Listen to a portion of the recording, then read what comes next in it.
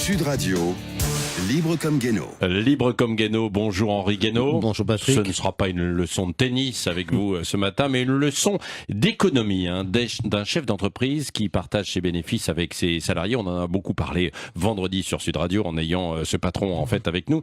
Et ça a attiré votre attention, Henri Guénaud. Oui, on a beaucoup parlé de ce chef d'entreprise du Rhône qui a décidé de distribuer 1,6 million d'euros de ses profits à ses 103 salariés pour le 25e anniversaire de la création de son entreprise. Alors, il ne s'agit pas d'une prime d'intéressement, il s'agit d'une prime de fidélité puisque elle est calculée en fonction du temps passé dans l'entreprise. Et pour un salarié qui a 25 ans d'ancienneté, il touchera une prime de 35 000 euros, oui. Ce qui est notable à une époque où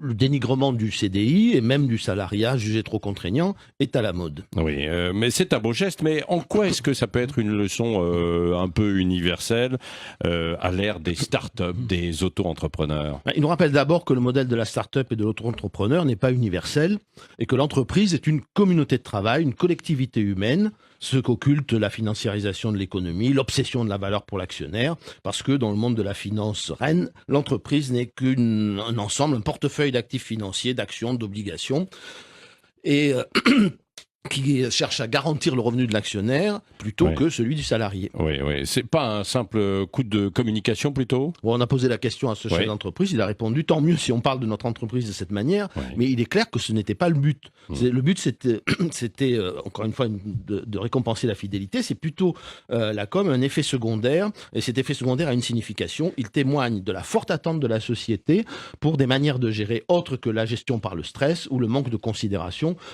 pour les personnes réduites à un simple coût de production. Il faut d'ailleurs rapprocher cette réaction de la réaction de l'opinion publique face à certaines pratiques de gestion des ressources humaines dans certaines entreprises de la grande distribution qui ont fait polémique ces jours derniers. Oui, mais vous savez bien aussi que pour que ça marche, pour qu'il y ait des emplois, les préserver, il faut que l'entreprise soit aussi rentable, mon cher Henri Guénaud. Oui, est-ce une raison pour robotiser les gens et revenir au temps moderne de Charlie Chaplin? Il y a un vrai besoin d'humanisation face à une forme de déshumanisation. Et justement, une entreprise où les salariés sont malheureux est à la longue moins performante qu'une entreprise dans laquelle ils sont heureux de travailler. C'est pas un peu idéaliste tout ça, non? Un peu naïf, non? Non, pas du tout. Ce n'est pas du tout naïf. Ce qui nous explique à longueur de temps que les gens travaillent mieux, sont plus productifs lorsqu'ils vivent dans l'angoisse de se faire licencier, lorsqu'ils sont stressés, lorsque, comme on dit dans le langage managérial, on les met sous pression, sous tension. Cela devrait regarder le résultat de toutes les études sur ce sujet. Car alors qu'il y a peu d'indices dans des études qu'une grande flexibilité du marché du travail crée beaucoup d'emplois, on se souvient des promesses qui avaient été faites au moment de la suppression de l'autorisation administrative de licenciement, on attend encore les emplois créés. Il y a en revanche une grande abondance d'études pour étayer l'idée que la productivité est largement conditionnée par des facteurs tels que la considération, le sentiment de justice, d'équité, la reconnaissance, et qu'une équipe travaille plus et mieux quand elle est soudée par un esprit d'équipe, ce qui, pour l'entreprise, s'appelait jadis l'affectio societatis, ce sentiment d'appartenance qui fait que les gens s'impliquent vraiment dans ce qu'ils font. D'ailleurs, des grandes réussites françaises ont été accomplies avec ces principes. Je pense à Francis Bouygues, par exemple, à Marcel Dassault ou à François Dalle, le PDG emblématique de L'Oréal. Ce sont des grandes réussites qui ont été faites sur l'affectio societatis, sur le sentiment d'appartenance à l'entreprise. D'ailleurs, les psychologues et les sociologues du travail nous l'ont appris depuis les années 20. Oui.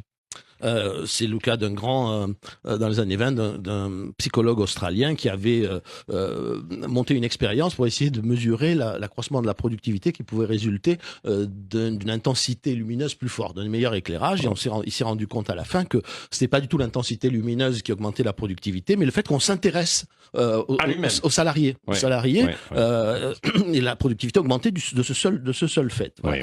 Mais il faut aussi quand même que les entreprises, vous êtes d'accord, Henri Guénaud, s'adaptent à la conjoncture, et une conjoncture qui est parfois difficile financièrement. Oui, bien sûr, mais elle doit toujours arbitrer entre cette adaptation et le climat de l'entreprise, la nécessité de conserver des compétences, une main-d'œuvre expérimentée et impliquée, car le travail n'est pas une marchandise. La marchandise, elle est passive, mais les gens, eux, ils réagissent, ils s'impliquent ou ils ne s'impliquent pas. Oui. Bon, la leçon alors ?